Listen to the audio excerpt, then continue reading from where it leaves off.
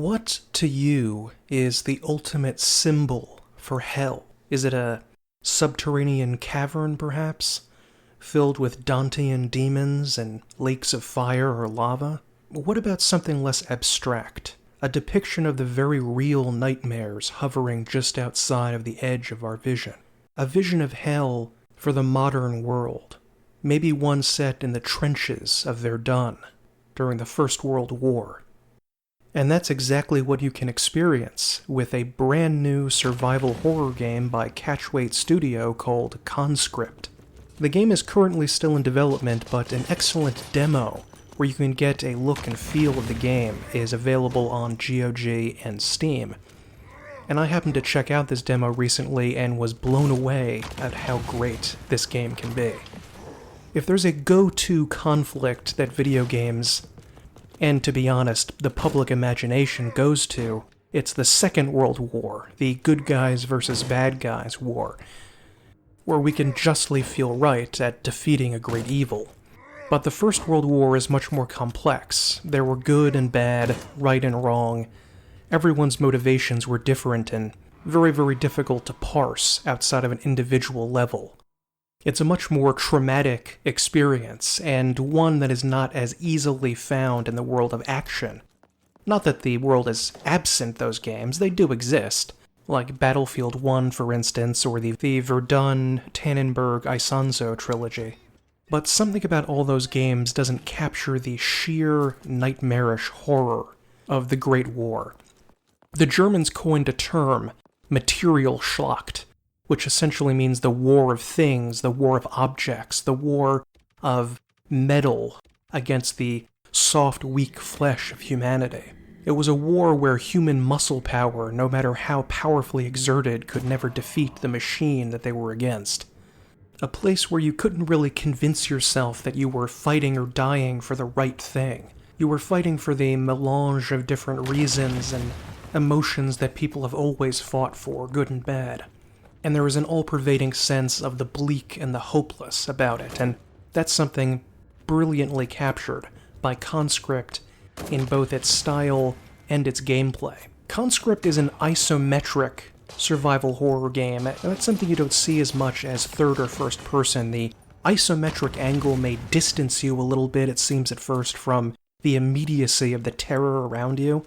But both inside and outside of combat, I think the pulled-back isometric angle allowed me to sort of swim in the atmosphere of the mud and the blood of the trenches, whereas I think a first-person view may conversely pull me away from that and make me a little bit more focused on my immediate surroundings, whereas the isometric angle pulled back actually helps me view the big picture of suffering and waste of human life and materials and animals and the destruction of nature that we're around in. Without seeing all of the hellish landscape that we're in, I think it would diminish things a little bit. So I actually really like the isometric angle here. We take on the role of a soldier in the French army during the infamous Battle of Verdun, one of the most horrifying battles ever fought. It actually lasted, depending on how you want to rate it, about 10 months, roughly from February until November of 1916, and it was one of the most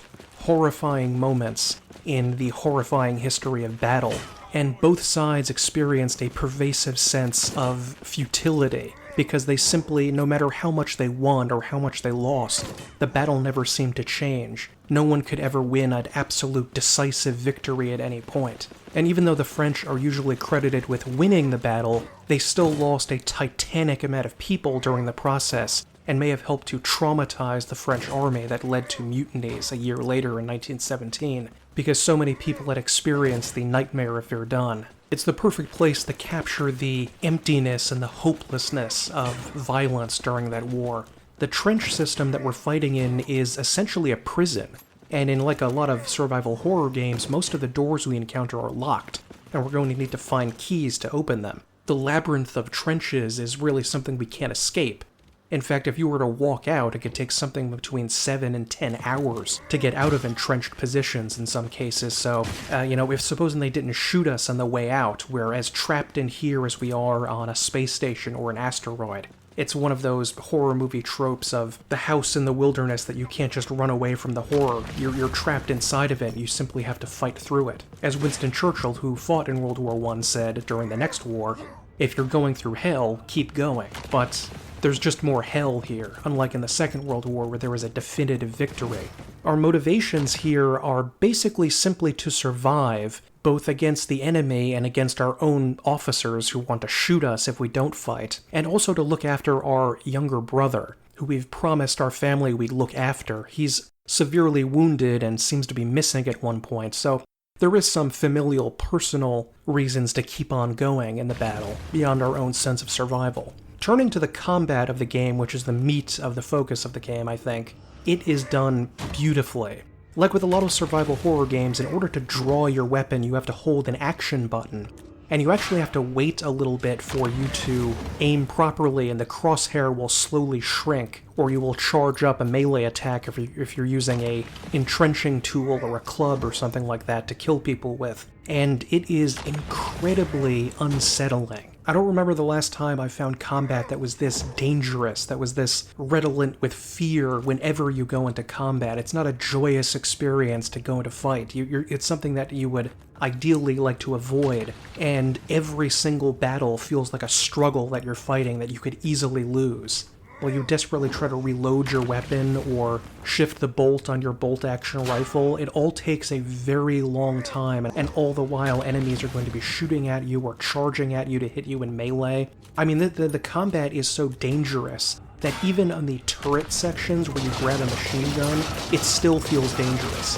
Even when they're charging at you to attack you, and you're just spraying them with machine gun bullets, they can get through, and it still feels very frightening. And I am all about this with the slowness, deliberateness, and care that you have to use in order to fight enemies. It's very difficult to fight more than one enemy at a time. And like all survival horror games, your ammunition is precious, and you have to constantly be scrounging it up all around you. One of the least expected things about the combat was that there's actually dodge rolling, and it is absolutely vital that you learn how to do this, or else you'll be shredded in melee. It does really help you to rebalance yourself and pull yourself out of a situation you'd otherwise be trapped in, because the trenches are such a closed, claustrophobic space. It's easy to get backed up into corners, so especially difficult to fight more than one enemy at a time, like with one shooting at you and one in melee range. That is very challenging. After the first section, where you just have your trench shovel and your rifle, you do get a shotgun and a pistol, which I found to be much more useful in the confined spaces of the trench. There's just so many elements going on with the combat here. I just think it's going to be very interesting to learn how to get good at them over time. Even though the demo was only about an hour and a half long, I absolutely loved every minute of the combat, and I am desperate to play more of it because it just seems so satisfying. There's such an incredible chunk or heft to the battles. You feel it when you swing a melee weapon. It feels like you're firing a real gun when you're shooting something, whereas in most times it just feels like a slight pop is coming out of a cap gun in other games. The explosions of artillery fire sound brilliant all around you. Poison gas can start seeping in, and you have to run away from it before it chokes you. Getting hit is automatically a stagger. Whether it's in melee or whether you're being shot, you simply have to avoid getting hit as much as humanly possible.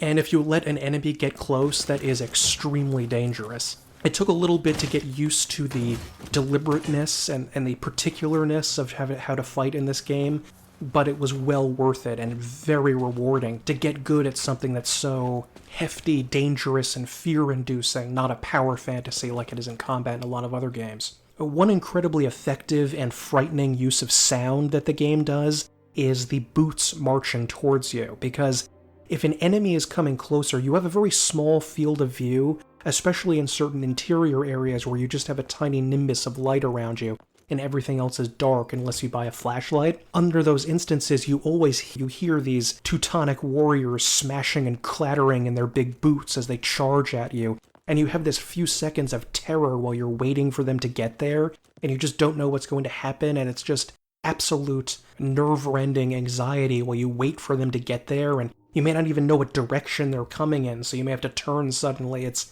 Oh, it's absolutely beautiful. It's so great. Like with the old Resident Evil games, Conscript actually includes limited saves where you have to collect ink ribbons, essentially, like for the typewriters in Resident Evil, in order to save your game. When even your saving has to be husbanded and saved for another day, it really adds to the sense of fear and worry and risk about going out there, and I think that was a brilliant move.